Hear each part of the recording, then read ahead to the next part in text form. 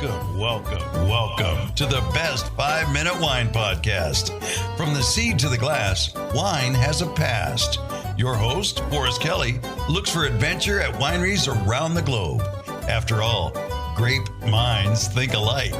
Let's start the adventure. Here's your host, Forrest Kelly.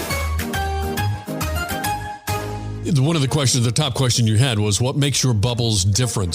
I didn't know that was a thing. Yeah, so there's such a small quantity of sparkling wine and champagne that's available to the average consumer in stores. They don't understand how much variety exists out there. And what I do is I source smaller growers, smaller farmers throughout Champagne and throughout the world. And these are farmers and producers that are making as few as 10,000 bottles, 20,000 bottles for the world, right? So these are very small. You're not going to find these on a grocery store shelf or in Total Wine or in any kind of store like that. You have to be in a specialty wine store in order to discover some of these. So they're very hard to find. And there's a quality level that is completely different when you're dealing with small farmers who, yes, they care about money, they want to live and make money, but they also care just as much, if not more, about what they're creating and what they're making. And that just creates a different product that just has a taste and quality level that rises above any kind of mass-produced brand. You've kind of aligned yourself with those particular growers and producers in that you want that quality. You're not worried about quantity. Correct. It's all about the quality. So with your sparkling wine, when you were, how did that come about? You're in your life at what point? And you said, hey, got an idea, and then it's what happened there? Well, I'm not new to the beverage world. A few years back here in Washington, D.C., I used to own a couple bars. So I'm familiar with the alcohol side of thing. And I just always had a preference for wine, and in particular champagne and sparkling wine. It was just something I've always enjoyed. And coming out of the pandemic, I was looking for a new business, and with the uncertainty at that time, I didn't want to do anything brick and mortar. I didn't want to sign a lease. So I started thinking about what can I do online, and I just tried to put my love and passion for sparkling wine up in a way that I could create a business out of it. What kind of bars did you have?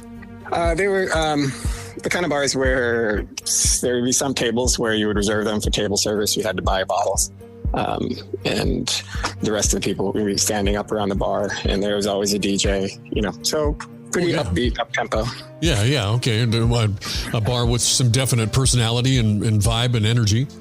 And that's kind of what helped get me into champagne, is because we sold bottle service at the tables. We were always selling bottles of like Dom Perignon Rosé, and some higher end bottles. So I always had those around, and I was constantly tasting. So that helped me move from, I've always loved wine. That just helped move me more towards champagne in particular. Yeah, I don't know if it's similar at all, but me personally, I've just gotten into the sparkling water here about a year ago, and now I can't live without it. I've tried all the brands, and there is a difference I've noticed, and I've got my specific one that I like. But is sparkling water? It's just not taking sparkling water and pouring it into a glass of wine. No, it's quite a process to make sparkling wine. That's why it tends to cost more. Champagne is a little more expensive because it's more labor intensive to make, and the investment is higher to make it, and the time it takes from when you harvest the grape to when you can sell the bottle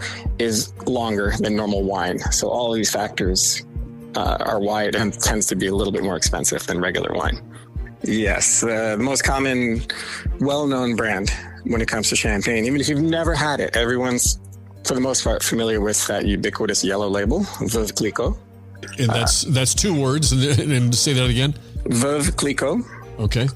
That's one of the biggest brands. There are two massive brands when it comes to champagne that overshadow everything, and that's Veuve Clicquot and Moet Chandon. And those are the two that almost everybody knows, or you can find in almost any store. Thank you for listening. This episode of the Best 5-Minute Wine Podcast was produced by IISM. If you like the show, please tell your friends and pets and subscribe. Until next time, pour the wine and ponder your next adventure.